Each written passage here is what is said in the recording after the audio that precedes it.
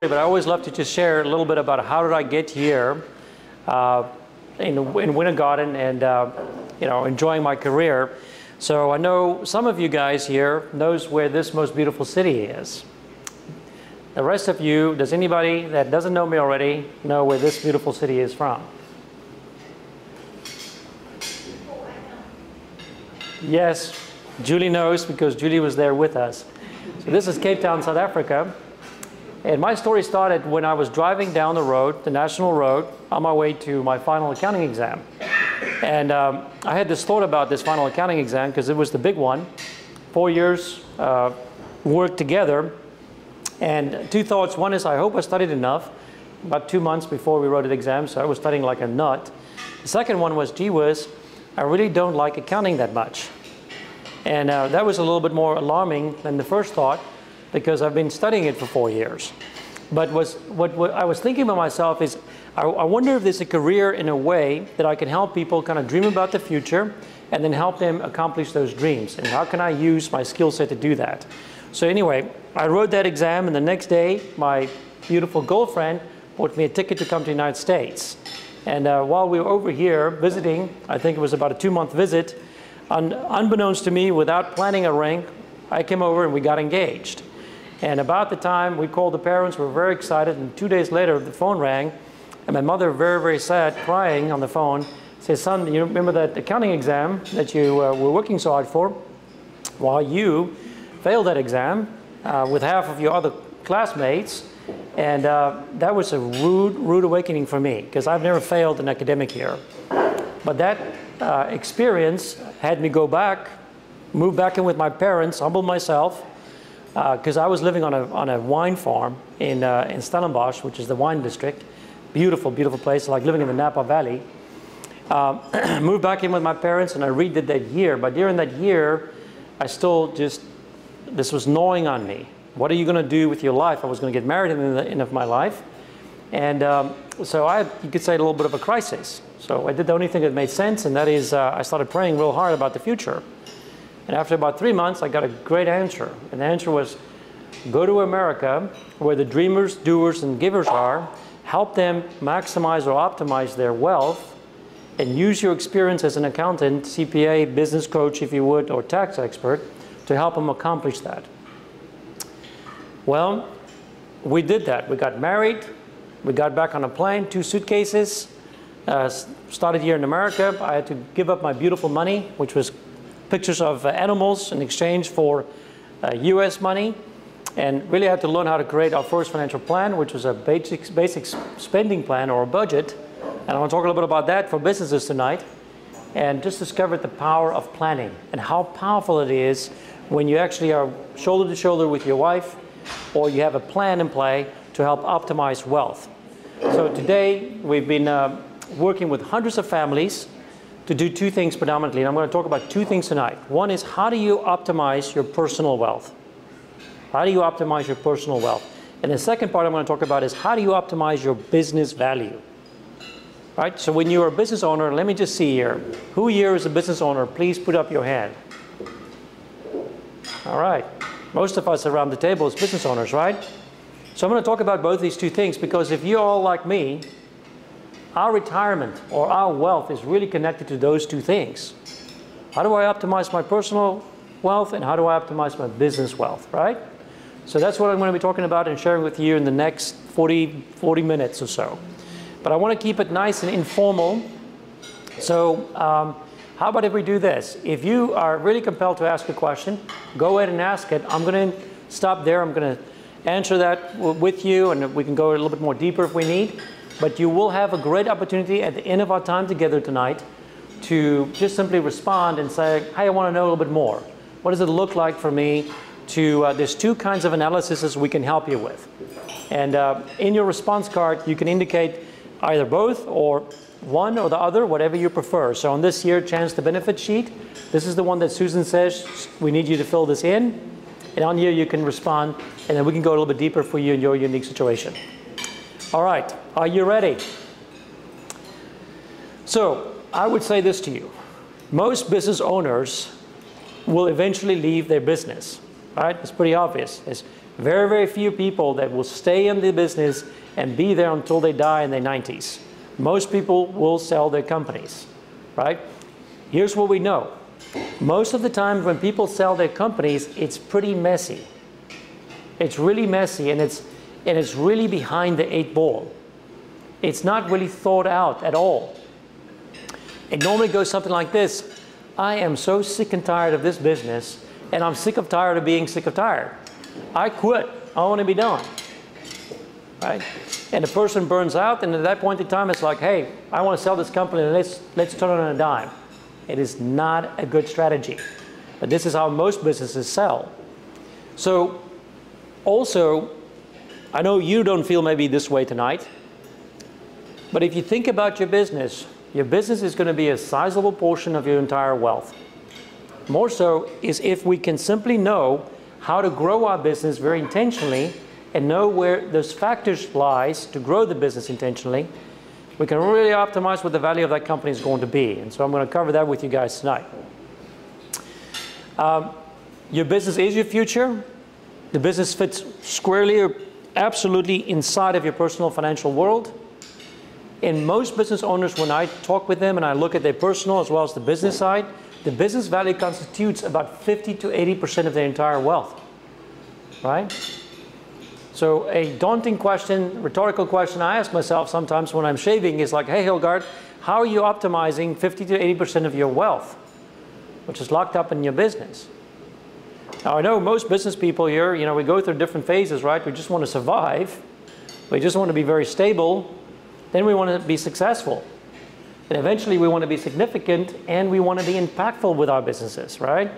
All those things is what we are striving to be able to accomplish. But this conversation really didn't, and I'll level with you, this conversation really didn't matter to me. It was like out there in the future. Until the day I did a valuation on my own company. And boy, did it get my attention. You see, you have an asset on your balance sheet that you don't know what really the value is, right? You really don't know what the value of your company is. And I know, and it happens like clockwork, the moment I am able to show a person what their company is currently worth, I get this stunning reaction, okay? If you know what that business is worth, or get an idea of what that company is worth, now your journey starts, right? They say a journey of 1,000 steps or 1,000 miles starts from knowing where you are. And for me, it just switched on my brain. I remember walking with Yanis in Quebec City, one of our favorite places. We were at a business conference, and we were just walking around. It was wonderful weather, and we were just dreaming. And I said to her, you know what? I would like to build a company that's worth $100 million. Just a big dream, you know? Like, whoa, there's a nice round number. And she kind of looked at me wide-eyed, and it's like, okay, big boy, what is the company worth? What's the starting point? All right? And that's what I'm talking about, all right? Is figure out the starting point, whatever that goal for you might be, and how you want to get there is what we're going to cover next. All right, so benefits of exit planning. Probably the biggest benefits. Anybody here has ever heard of Stephen Covey? What is Stephen Covey? What is his most famous book? The 7 Habits of Highly Effective People. What is the first habit? Anybody remember? It's begin with the end in mind. Begin with the end in mind. Exit planning is that exercise. It's allowing you to begin with the end in mind. Okay? And then you can reverse engineer and work back. How can I maximize the value of my business then when I sell it? Right? We're going to talk a little bit more about these value drivers. What can I do today to be intentional in driving that? But also, I will say to you that the selling of your company is a very, very tax-intensive experience. I guess I developed the passion to help folks here in this conversation because of my first experience I had. Joe, you are a CPA, I love you. I'm going to talk about a CPA experience. I'm just going to tell the way it is, but please, I'm not reflecting negatively on your profession. One of my CPA partners actually introduced me to one of his clients who just sold his company. And I was driving about 2 hours south to go meet with him, to talk with him about, okay, what are we doing with the proceeds now? Okay? But I got introduced on the back end. And I remember exactly where I stood. I stood at his car, and this man's eyes were fiery. He was using language that I normally don't use on a day-to-day basis, unless I'm on the golf course. Nevertheless, he said, Hilgardt, if I knew how little money I would have after taxes and the cost of selling my company, I would never, ever have sold my company.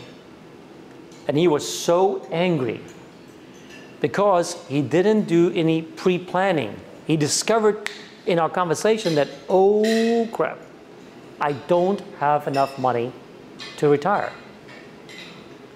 And then he looked at the amount of money he got, and he looked at his tax bill. And he was very, very angry.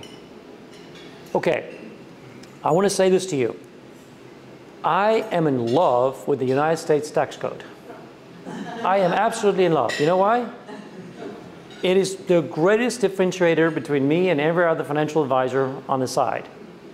Most financial advisors do not understand the tax code. They don't see themselves as tax planners. But because of my accounting background, 5 years of accounting studies and tax studies, and when I came to America, I just studied the tax code day and night. I've discovered that this very tax-intensive experience can really be minimized. In fact, the first company that I helped sell was an engineering company. It was a company that was worth about $23 million. My client was the CEO and the founder of the company. It was a C Corp. My client portion of that sale was about $13 million. And what we communicated with him is that if you sell this company the normal way that everybody would sell the company, your tax liability would be about $3.8 million. That's a big number, right? Let me just say something. Every day we work hard in our companies, right? Every single day. I mean, it takes a lot to put a company together. And then in the end, the IRS just jumps on our shoulders and takes a substantial chunk of that wealth away from us in the form of taxes. I don't know about you, but that's not fair to me. They didn't take the risk. They were not up at 5 in the morning when I was having sleepless nights about trying to solve a business issue. But yet they jump on my back and grab about 20 to 35% of the money away. What was fascinating to me is how the code is written. Because when we were done with Ray and his planning, Ray paid 0 tax. 0 tax. We planned in such a way for him to sell his company that his tax bill was absolutely 0. And it was my first experience of seeing how the textbook translates into real life. And for Ray, we left him with a substantial level of income, a large block of liquid cash, dry powder, liquid cash that he could deploy wherever he could deploy. And he was passionate about making an impact. His business was more than for himself. It was about a legacy. He wanted to make an impact in his community. We left him with a large block of money that allowed him to be able to continue to make an impact and give back to the community and causes that he was passionate about. And what we did, we created that money by diverting it from the IRS over to social capital that he could direct with the blessing of the tax code. That was astounding to me to experience that. So I'm here to tell you, if you plan ahead, it could save you $3.5 million like it did for Ray. We also want to transition through this transition period. It's an uncomfortable period. Most business owners, you know, when they start thinking about transitioning out, is what is going to be the impact on my employees and my management team? How's that going to work out? Are these people going to leave me, or how's that going to play out? So right throughout the transition, you know, my transition is most probably going to be to my family. It's probably going to be a combination between my family and some of the producers and some of our team members, in which I am passionate about sharing the wealth as we create it. Very, very cool thought, by the way, that you create that $100 million company, Bless those people that's worked with you in creating that company together. All right, and again, the tax code here just has phenomenal, phenomenal breaks if that is one of your goals. But you want to stay in control throughout the transition. You want to do it right. So that transition is smooth. It's not abrupt. And it's typically over a period of time. And these are some of the things that is pure benefits of planning ahead. Okay, have I communicated that concept now strong enough? All right, life doesn't happen by chance, it happens by design, right? All right, so the first thing we do in this process, we identify the gap. What do I mean by that? The gap is essentially, if I know what my business is worth, and I have an idea of how much money I have outside of the business, and I have an idea of what my goal is for retirement, and I get a concept of where the money is going to come from for my retirement, then I can simply figure out what the gap is. Okay? That's essentially figuring out the gap. But there's more to it than just money. The biggest question is, who do I want to leave my business to? Is it family? We call them insiders. Family or key people? Or is it outsiders? Do you lean one way or another, or are you just not sure yet? But that's a key question. The second one is, when do I want to leave? I know I'm planning in such a way that if the good Lord doesn't come and take me before, it's going to be around age 70. It's the way that I know. Okay? But it's important to know when that is. All right? Very, very important. The reason that's important is because it will help you identify what I can do now and when do I need to do what on my way there. How much money do I need, net after taxes and fees, the cost of selling? Remember my friend down south that was really angry about that? And then this is key. What am I retiring to? A lot of times, and I've been involved in this, I'm a transaction intermediary and I'm also a planner, and I plan family transitions. And I was involved with a very, very well-known company in Orlando in a family transition. And the family transition didn't happen for a long time because the owner wasn't sure what he was retiring to. It is very, very scary to disconnect from where you've put your identity for all your life and transition to something that you're completely uncertain about. So in planning, we work with that. We really help a person figure out, what am I really retiring to? And if you're excited about what you're retiring to and what you're going to transition your life to, and hopefully that's making a difference and impact with your family and community as well, and travel and everything else that you like to do, it becomes much easier in the negotiation process to think through that transaction. Okay? All right, so that's the gap. 3 options. I just stay and work forever until I die, right? Anybody here that likes that option?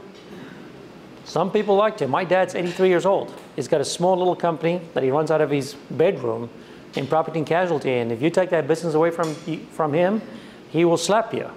It's just, he will die in doing that. That's certainly one option.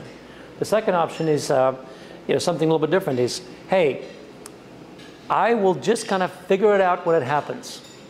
When the ball drops, the ball drops. It is what it is. I don't buy into this planning nonsense. Okay? I guess if you don't do anything, this is going to be you. So what happens then is, that's like, I got to go figure out how to squeeze myself into a lifestyle then that is going to be afforded to me based upon where the chips falls. Okay? Rude awakening for a lot of people. Very, very discouraging period. But on the flip side, if your company is big enough and you lucked out and you sold it for the right number, that one could work. And then the third one is intentional build the value of your business to help provide the adequate retirement capital, like we've been talking about, right?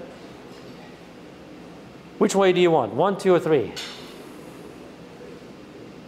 3? Your niece says she wants 3. Or was it more wine that you wanted? Wasn't sure, okay. All right. So how do we close the gap? Like I said, a journey of 1,000 miles, it starts with knowing where you are. So where am I today? That current business value. My goodness, it lights you up. It's amazing to see that. And then from there, if you know which way direction you want to lean, insiders, outsiders, you can start having that discussion and thinking process. What's important on your way out is to say, how do I build the value? How do I build the value of my company? We're going to spend a lot of time there. Okay? Now, if you can do the math, and if you understand all the parts and the planning that goes involved, you can ultimately see up here the desired business value. That is the amount of money that I need to walk away with net after taxes and net after cost, because that fits into my retirement plan. If you know that value, and you know the value today, and you know what is the rate of growth that you have been experiencing in your company, then you can just solve. Hey, it will take me 9 years to get to the desired value. It will take me 3 years. It will take me 5 years. Does it make sense? The moment you can see that, you can get even more intentional about it.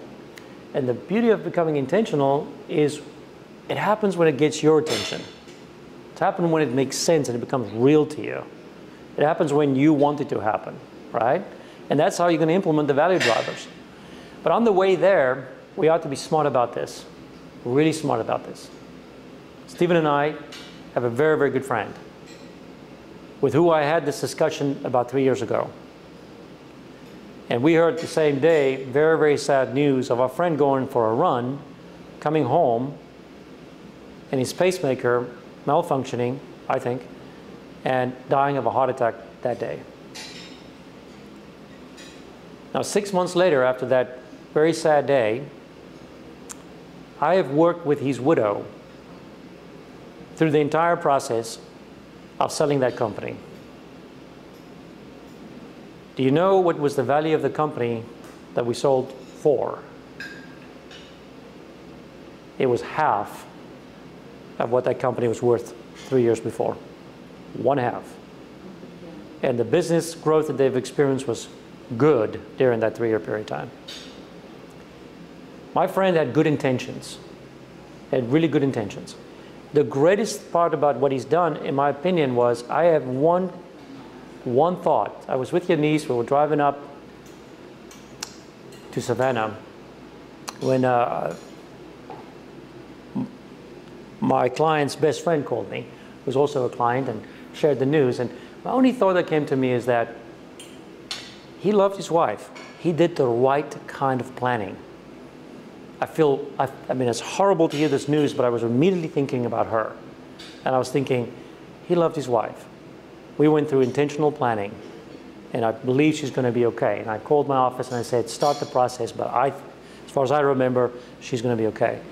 The beauty is that the planning outside of the company was strong enough that she would be okay, that the value of the company was not going to depend on the future, but she was lucky. Okay? Most people whose husbands or wives suddenly dies, that were the driver of the company, are really up a creek without a paddle. We call that business continuity. Business continuity. It's as simple as, hey, Yanis, where's the passwords? Or where's the password that will get me into the passwords? Or where's the estate planning documents, right? Or who's going to run this company when I suddenly die? How's that all going to work out? That's business continuity planning. It's something that very few business owners would put time aside for to go implement unless they've had the experience that I've had, or it's happened with a friend of theirs. So this is very, very important. It's important to tie these little knots. Okay, very, very important. And the moment you got them set up, you're done, and you can move on and focus on your value drivers. That's business continuity, okay? So this is a little bit of a roadmap. This is a process that we work through to be able to help a person close the gap. Starts first with your retirement objectives. Again, that means who do I want to sell this to? When do I want to sell it? How much do I need net after taxes and cost? Okay, and how far am I to that date? Those are the key objectives. All right, there's things I can do today, which is the continuity planning. If I become disabled or if I die. Now, I've worked with many families over the last 26 years. I will tell you, disability is horrendous on a person's financial picture. Horrendous. I worked with a CFO from a large hospital in town. His personal income was pretty high, $500–600 a year. He became disabled, sleep apnea. So disabled he couldn't work. He had to retire from his job. He rolled over his 401k. It was about $450,000. And in 3.5 years, I gave him all the money back. His wife, a nurse, hasn't worked in 26 years, 2 kids in private schools. The man went from a $600,000 lifestyle down to a $75,000 a year lifestyle Thank God, after 3 years, he was able to qualify for Social Security disability. His whole financial future turned completely upside down. He had zero money left saved for retirement after about 3.5 years. Okay? Do not ignore disability. It's really, really important in continuity planning. All right, then we quantify your resources. Like, hey, pull the stuff together. How is my 401k and IRA and old accounts? How's that doing together with the value of my company, right? Pull the stuff together and see where it is and how can I optimize that. So we'll talk a little bit about that today too. And understand your value drivers of your business. Isn't that a cool picture? I just get excited driving that car. Understand the value drivers. Now I'm going to talk with you a little bit more about these. And the good news is there's only 6 of them. There's only 6 of them. So let's talk a little bit about them. The number 1 value driver is stable and increasing cash flow. Stable and increasing cash flow. Now, any kind of spreadsheet or any kind of historical reporting that you have in your company that can indicate stable and increasing cash flow is super attractive to any buyer. Okay? There's a few things that buyers buy. They like cash. Cash on cash. I'll give you X amount for your company, and I'm going to get the money back over a certain period of time because of stable and increasing cash flow. What percentage of businesses do you think runs on a budget? Not many, Joe? 20%. 20%? What would you say, Joe? Definitely less than 50. Less than 50? 35? Yeah, I work a lot with small business owners, not the big companies, but small business owners. I'd say my scientific independent poll was about 5% of companies have a budget. 5% of companies have a budget. Now, it's interesting. When I have folks who work with large companies, AT&Ts of the world, right? And I asked them, I said, hey, did you guys ever did your business based upon a budget? I'm like, of course we did. Of course we did. Of course we did. But those folks normally don't have small businesses. And if they do, here's the thing, is we work a lot with CFOs and CPAs because frankly, the guys are tired at night, right? They've been cranking the numbers for the organization, but very seldom do they themselves have a personal budget. So people don't have personal budgets and people don't have business budgets. I love to call them spending plans, by the way, because it's more empowering. It gives me freedom to make great decisions on the business side as well as on the personal side. Now, why is that important too? Look, we all have, like my wallets and we all have 2 credit cards, right? We have the business credit card and then we have personal credit card, right? And we mix our expenses in there because we're doing it tactically and strategically for our income tax planning. But when you sell your company, you cannot pull out what you have really used for yourself, in a sense, so that you have cash flow that is increasing and stable, you have a problem. You're treating your company like an ATM. So what we need to be thinking about is this. What works and is pretty sexy in the way we prepare our taxes is detrimental to the value of the company. All right? And most of the times we learn this process because we speak to our CPA who's helping us, who we hire to help us to reduce our taxes, right? So it'll become super strategic on this side, but boy, it kills me in my value on that side. So you need to be starting to understand, or you need to at least understand what is the value, where's those little items that I'm kind of dovetailing my lifestyle into the business so that I can extract that so I have an idea of what this really looks like. Does that make sense to you? But here's the biggest thing. The moment a company sets up a budget, if you would, and they run off a budget, it's like running a company on rails now. Now, we use budgets. My bride and I, we used to go every 6 months away on a planning retreat where we would plan our lives and our personal finances, and we would plan our business.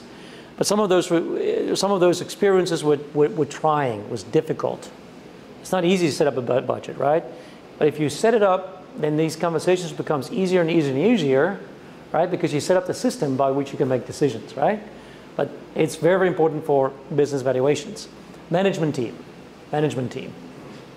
Here's what the business owner is asking, real strong. He buys cash flow, but he also buys people. right? Think about a business owner who wants to buy the company and he doesn't really want to be involved in day-to-day so much, all right? And he's wanting to know if you got a great management team.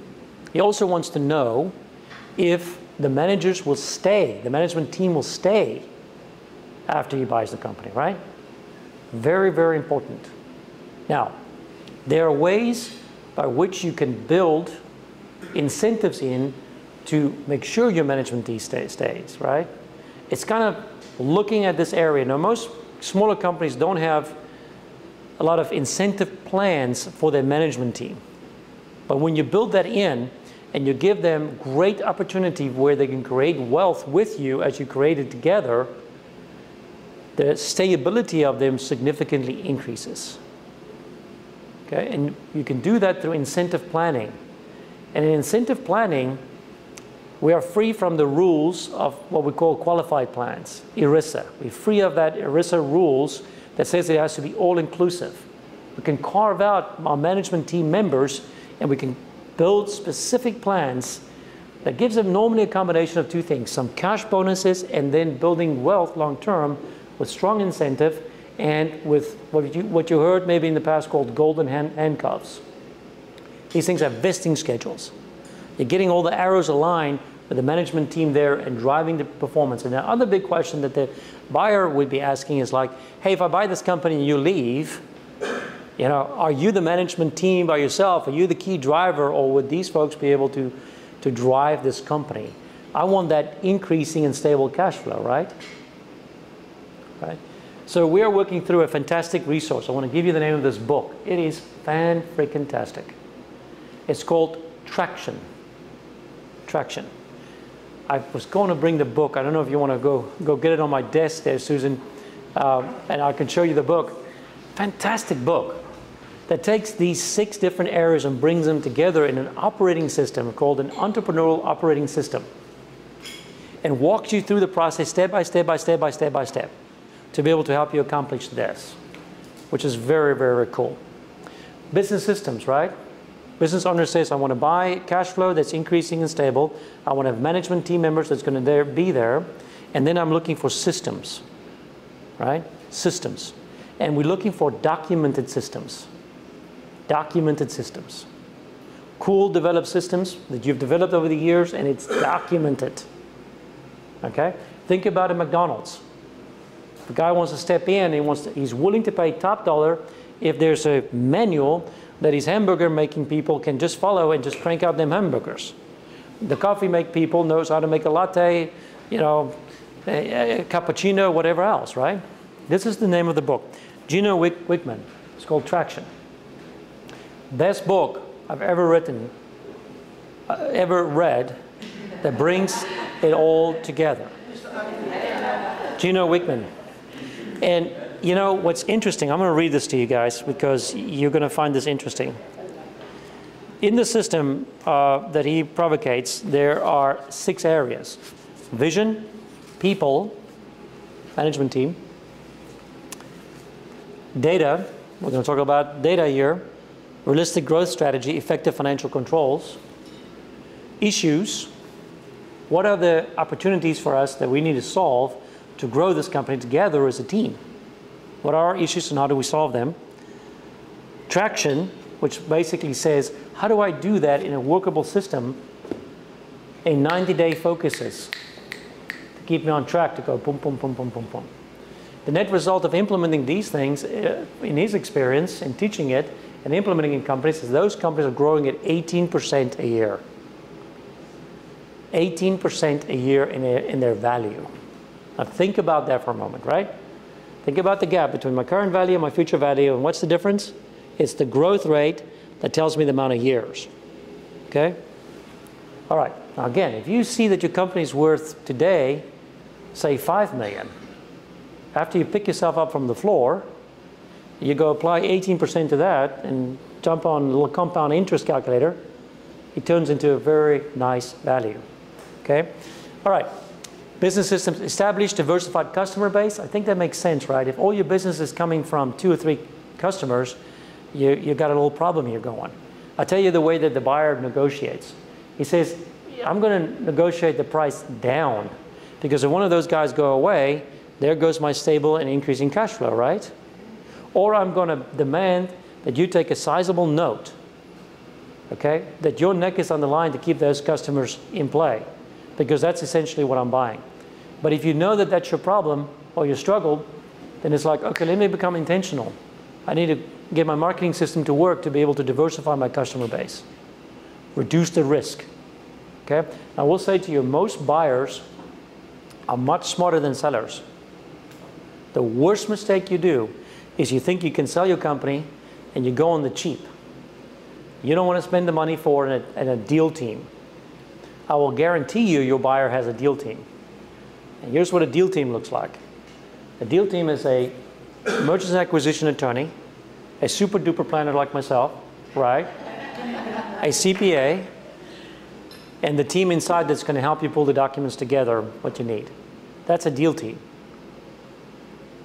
If you've never, most people sell their company how many times?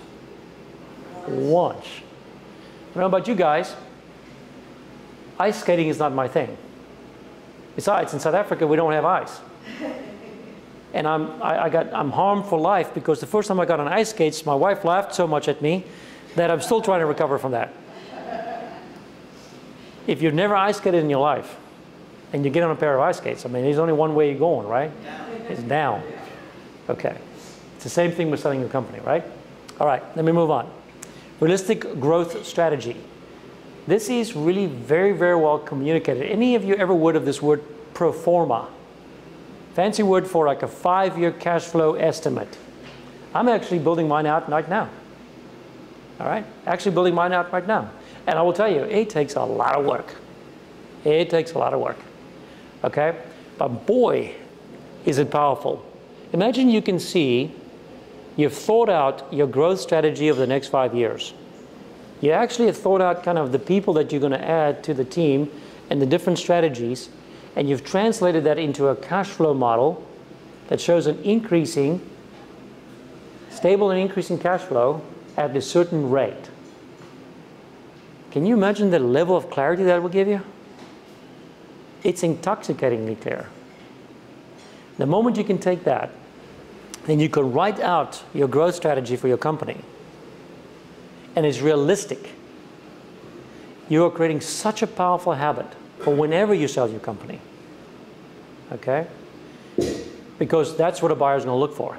You're going to make a claim and saying the company's worth XYZ because of the current cash flow, it's increasing, it's stable, and the growth rate is like this, and the first question he's going to ask is what? Who said that? Thank you, Brian. Have an extra glass of wine. He's going to say, prove it, right? You prove it through a performer, cash flow performer, with a detailed growth strategy that makes sense. It's not overreaching, right? Does that make sense to you? Okay, excellent.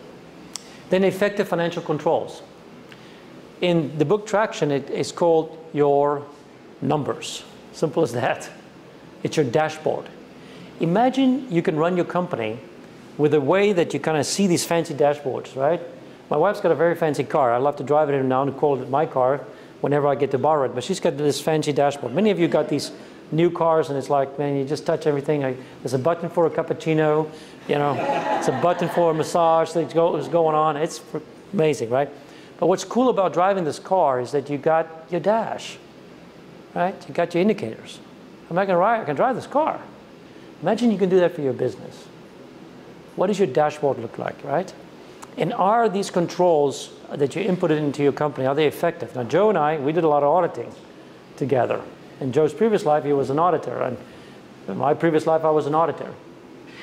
When somebody gives you financial statements, what do you think the first question is going to be?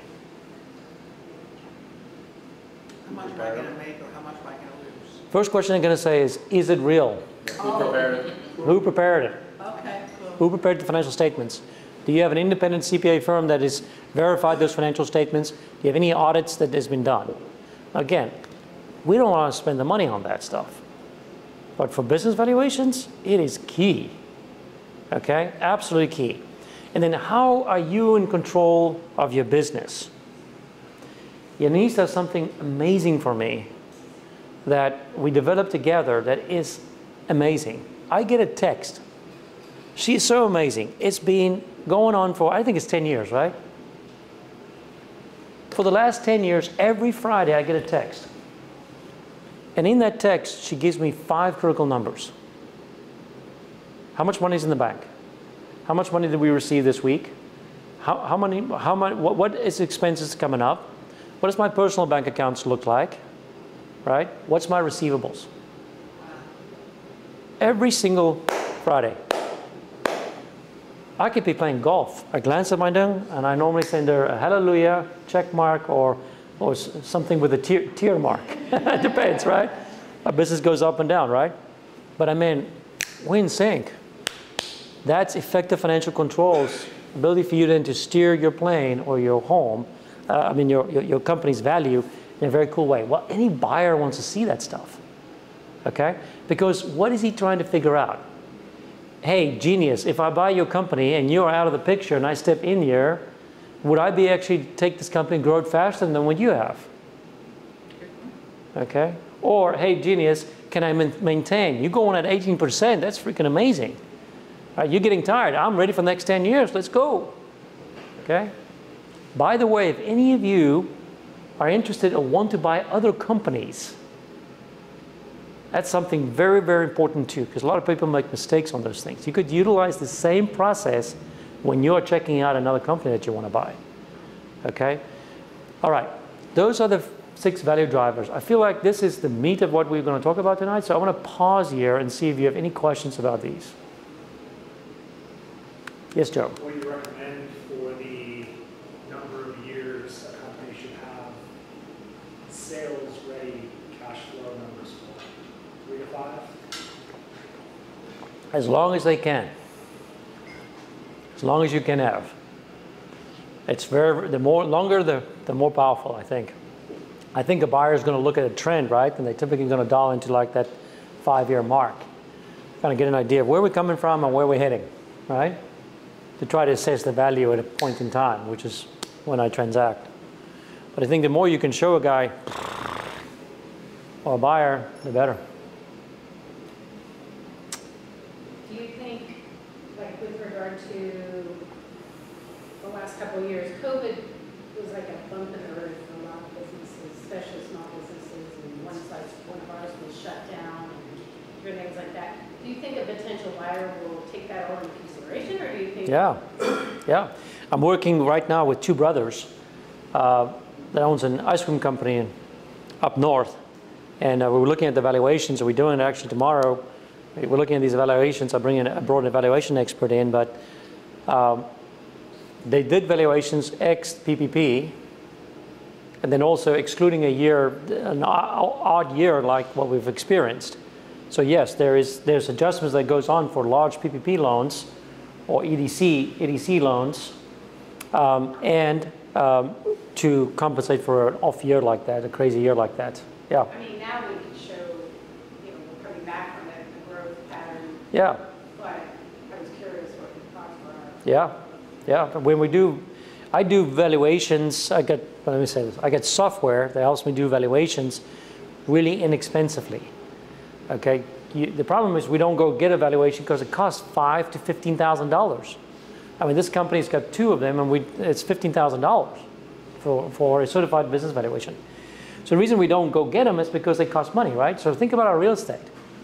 I mean, I was crazy. I was the only probably crazy guy that I know of ever paid for a property appraiser to come to my house to give me a sense of value because I was dealing with a friend. I'm buying the house, and I know that he was going to suck the value out of his sum. But we don't do business valuations because it costs money. So we have phenomenal software that helps drop the cost significantly. We can do a business valuation for about $2,000 or $3,000, not $15,000. All you need is a preliminary valuation. You don't need a formal one that you're going to try to defend the value for in the IRS. But I tell you, it's pretty important to know where you are. And yes, in that process, we would absolutely dial those differences in to try to figure out where's the bump, and if it's realistic. We want to avoid the bump, or at least we want to calculate the true value of minus the bump. I mean, I think if I was a buyer, I'm not a buyer right now, but if I were a buyer, I would want to look at that bump and go, okay, now this did happen, this could happen again.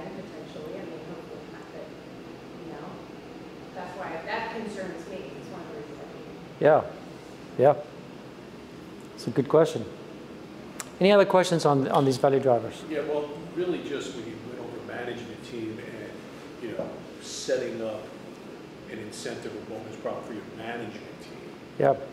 You used the word ERISA, you know, because that was the big, you know, the generic conversations is they will start a 401k for that, and, you know, do that. But if you could get out of the ERISA, I mean, yeah, and then set up a thing. So that's something I want to learn more about, because I'm in a position where we have stabilization after a 3-year. Yeah. And now, okay, what does this look like? Yes. And it's very, very cool. I mean, one of my mentors is a guy that built a phenomenal company. And frankly, I'm so excited. I have a meeting with he's a CFO. He's built an amazing company using amazing tools that has enabled his whole team to, I mean, the man is retired now. He's got more money than he can spend. But I think the greatest reward for him is there's literally probably 50 to 80 millionaires around him. Because he structured it, he took the greed out of the business. And he structured it with an open architecture, and he gave people the opportunity to leave the company at what point in time and have equity value. That company is growing at 22% a year. It's a privately held company, 22% a year. Some of the senior people are our clients. Their wealth is climbing at 22%. I mean, the wealth is climbing at $1 million a year. That's not the income. That's just the equity value that this person holds as a senior producer at this company. Okay, it's intoxicating. But it's aligning, it's human nature, isn't it? It's human nature. If we align the arrows together and we say, like, we're all in this thing together, let's build this. People are much more loyal, they got much more skin in the game, they care about the value, they care about the company, right? Have you heard of things like an ESOP? Have you ever heard of an ESOP? My business is so full of acronyms, it's worse than pilots, right? Employee stock ownership plan. It's an example of that, right? Very, very cool tools. And very, very tax beneficial. I mean, just, if you understand the tax benefits in the ESOP, it is phenomenal. It is really phenomenal. So anyway, some good stuff, and without the chains of ERISA. Okay, it's wonderful. It's a great area. Have you ever heard of things like a phantom stock? RSUs, all these little things, okay? These are strategies that large companies are using every day, but if we use it in our version in small business, we can learn how they're doing it and we can implement it in our business. Our business is not small enough. You know, again, it depends upon the value of your company and where you want to be. One more question there, because I know you guys are probably getting ready for dessert. Okay, so the big question is, hey, how can we help you? And it's really this way. Here's the process. And there's two parts of it. One is quantifying your business and personal financial resources. So we can help with a preliminary business valuation. We can help you look at your current financial situation and see how we can help optimize that and how these two things are interacting with each other. We can do a financial need analysis. Now, here's what we call ours. We call our impact analysis. I developed this with my son because when he came into the business, I said, I need to find a way I can articulate to him how we add value to our clients. So we call our impact analysis. There's seven dials we can pull or push or turn for our clients to optimize what we're doing together. This is on the personal side. The first one is just planning, the power of planning and seeing the vision before it happens. It's very, very powerful. What is the probability of success that you have enough money for the rest of your life? How much do you need to depend upon the value of your company in order to be able to retire? Minimizing risk, proactive tax planning, the asset mix and cutting your cost, and then wealth transfers. Now, the cool thing is this. We have software that we can look at your situation, where you are today, and we can measure the impact that we can bring about for you, and we can put a number on the bottom. And then we'll be able to communicate the process and the money it takes to work together so you can evaluate, is it worth it or not, to let us help you. So if you want to take advantage of this on your response card, that's called the impact analysis.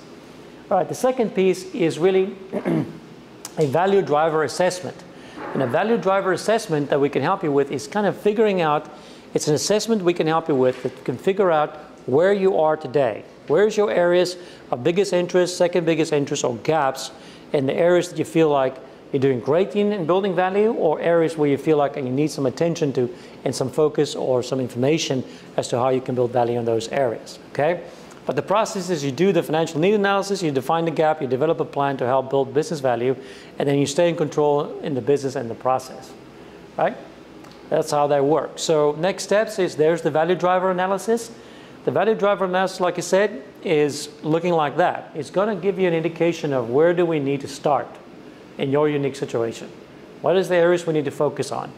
If you like one of those, then just check that box and we can do that for you. I have a bonus for you guys.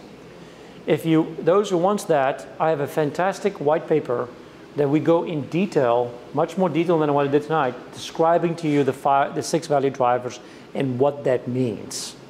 And we'll send that out to you as well, so you can kind of read that, get on the same page and understand what that looks like. All right, so those are the 2 things we can help you with.